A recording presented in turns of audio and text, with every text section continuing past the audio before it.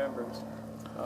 Does everybody know about CSA and what that is? Okay, well, CSA, the acronym is stands for Community Supported Agriculture, and the concept I think kind of started in Europe, but it started happening here in the U.S. around like the 1980s when some of the bigger farms started going under and people started looking for ways to keep their local farm.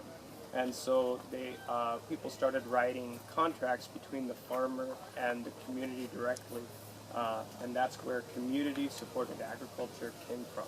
And so it's evolved quite a bit, and now it's to the point where a CSA farmer really kind of writes his own contract based on the community and what's going to work for everybody. And so CSA is a way for people to get food from locally that's fresh, and it's a way for them to know the person who's growing their food, and it's a way for them to more or less kind of do things the way that things have always been done, except for this brief, 100 years that's passed. And so what I do is I have a few gardens here. The big one's down below. I don't think that's part of the tour. And I have about 37 customers who come every week and get a box of food that's grown here on the ranch. We use the trees, we use the herbs, we use the flowers, we use the food that grows in the garden. And basically my job is to get together everything that's ripe and ready to go, put it in a box, and then the value added to the food itself is that on the website we just put what we put what's in the box, and then we give a bunch of recipes that coincide with what's in the box. And it's been going for about 3 years, and a few of the customers that I have were the original customers. And I know some of you are here, and it's been a real growing experience for me. When I first started, it was just an opportunity to do what I loved, which was gardening, and make some money. And it's really grown a lot, and I've watched a lot of the members of the CSA grow too through this. Just recently, one of my customers was telling me about how their family bases or equates like certain events around when the tomatoes come, and it's like that's pretty cool. And or one customer was saying how her daughter knows when it's time to start getting the mason jars out. And so something that's kind of been dawning on me just recently about this CSA concept, because it's actually kind of hard to talk somebody into this concept of just getting a box every week and figuring out what you're going to do with it. I mean, it takes a certain personality. But what's been kind of percolating, what I've been realizing, is that it's the kids of these members who are just like, they're getting this through osmosis. They're grokking the naturalness of eating something when it's in season, and I think that's like probably the best gift that I've gotten from it so far. So things like that kind of keep me fed, and just kind of keeps the whole cycle going. And then the members, I mean, it's like the members are just they definitely are something else, and meet a lot of great people. So that's CSA in a nutshell. It's just a group of people who support somebody to grow their food for them, and then they just work it out themselves. And so it's been a good model for food.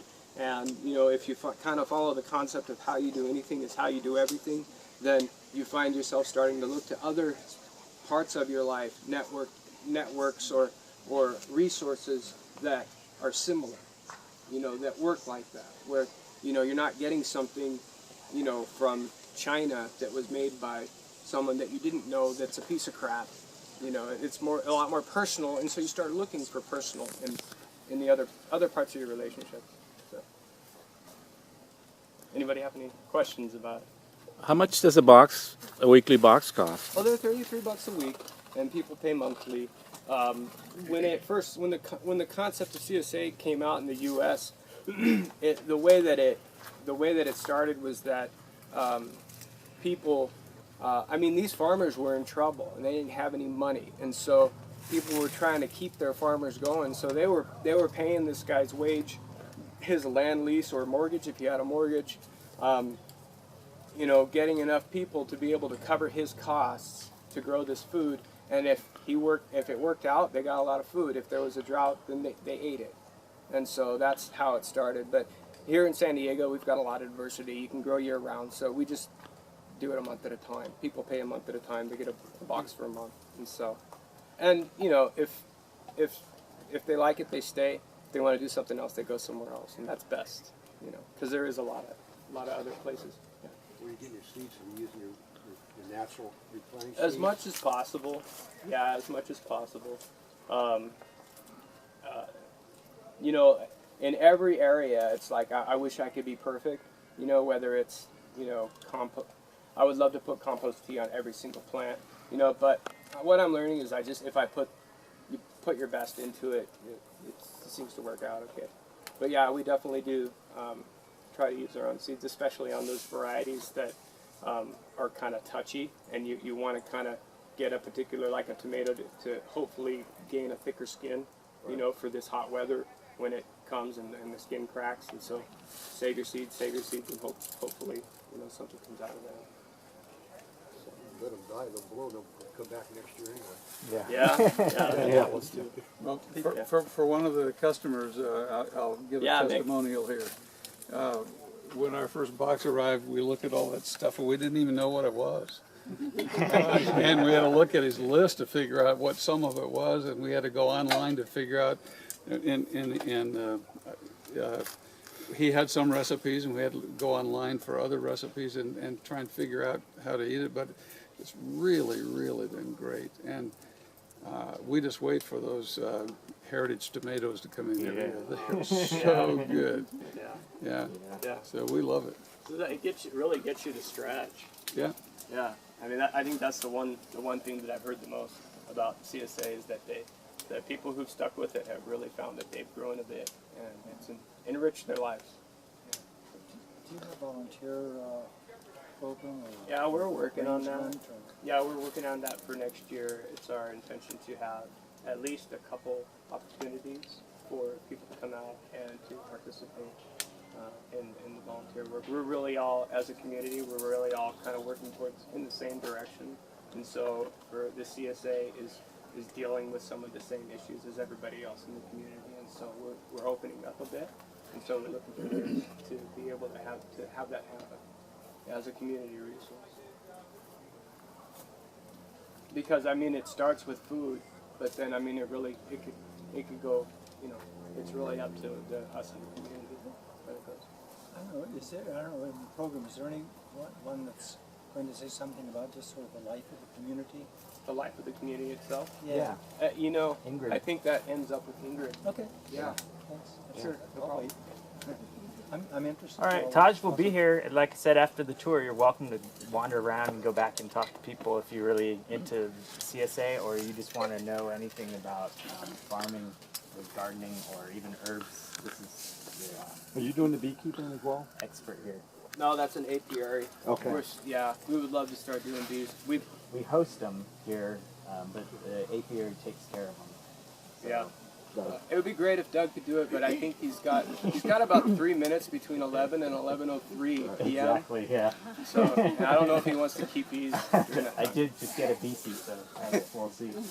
Yeah, showed up on my door one day. UPS delivered it to my house. Very interesting. Yeah, isn't it? They'll deliver bees too. Oh, yeah. Well. All right, we'll continue on, and then you guys Thanks, are welcome Doug. to come back. Thank you, Doug. This is a meditation garden. It's kind of just a quiet spot on the land. Good one. Good one call.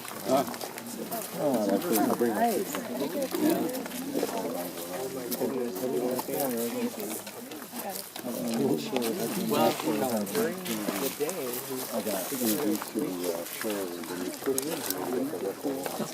Go ahead. And they're going all the way to The beach. Farm.